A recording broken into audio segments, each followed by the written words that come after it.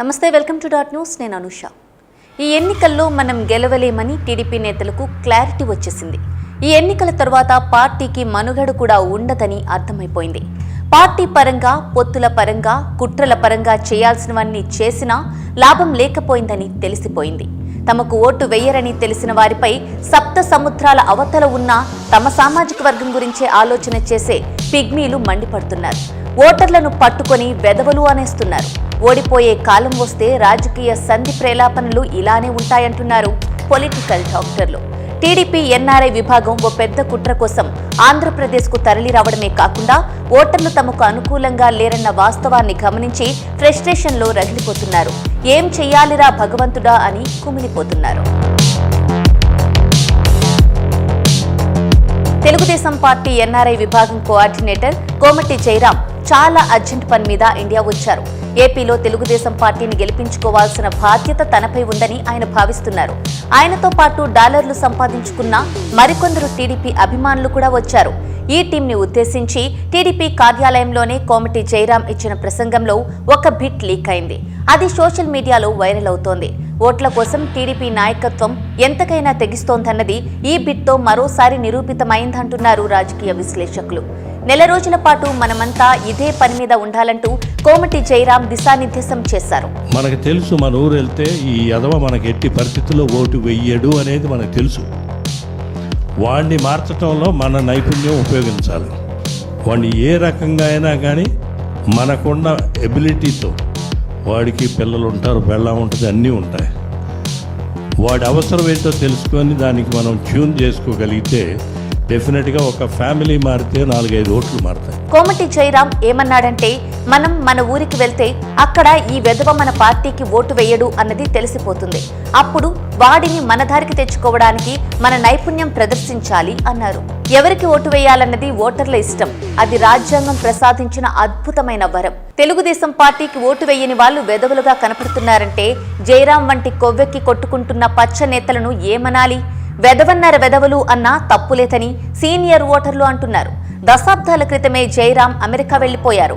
అయినా ఇప్పటికీ కులగజ్జి పోకపోవడం దారుణమే అంటున్నారు జయరాం చెత్త వ్యాఖ్యలు సోషల్ మీడియాలో విన్నవారు.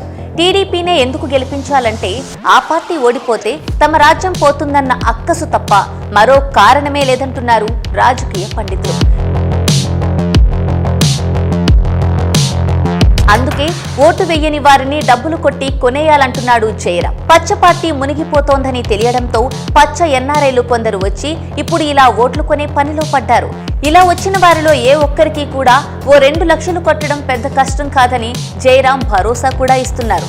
డబ్బులతో ఓటర్లను ప్రభావితం చేయడం అనేది చంద్రబాబు నాయుడే ప్రారంభించిన జాడ్యం. ఏ స్థాయి ఓటర్లను అయినా కొనొచ్చనేది చంద్రబాబు అమాయకత్వం. 2014 ఎన్నికల తర్వాత వైఎస్ఆర్ కాంగ్రెస్ పార్టీకి చెందిన 23 మంది ఎమ్మెల్యేలను డబ్బులు, పదవులతో కొన్నారు చంద్రబాబు. తెలంగాణ ఎమ్మెల్సీ ఎన్నికల్లో నామినేటెడ్ ఎమ్మెల్యే స్టీఫెన్సన్ను కొనడానికి బేరాలాడారు కూడా చంద్రబాబు. అయితే అప్పుడు అడ్డంగా దొరికిపోయారు. ఇప్పుడు ఆ కేసుపై సుప్రీంకోర్టులో విచారణ జరుగుతోంది. ఎమ్మెల్యేలను కొన్నట్టే సామాన్య ఓటర్లను కూడా కొనేయొచ్చని చంద్రబాబు దుహంకారంతో అనుకున్నారు. 2019లో డబ్బుల కట్టలు వెదజల్లారు. చివరకు ఏమైంది?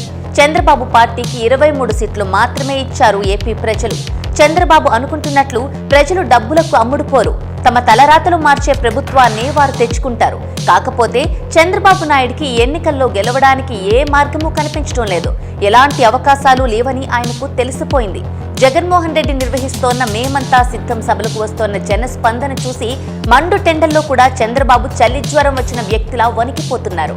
ఇక ఏ మార్గమో లేకనే ఈ దుర్మార్గాన్ని అనుసరించడానికి కోమటి జయరాం గ్యాంగ్ ను రప్పించారు చంద్రబాబు. ఇది కూడా వర్కౌట్ అయ్యే అవకాశాలు లేవని చంద్రబాబుకు తెలుసు. అయినా దింపుడు కళ్ళెం ఆశ పోదు కదా, ఊరికే కూర్చోవడం ఎందుకు అని ఓ రాయి విసురుతున్నారంతే. ఎలాగూ జగన్మోహన్ రెడ్డిపై టీడీపీ నేతలు రాయి విసిరించి హత్యాయత్నానికి తెగబడ్డారు.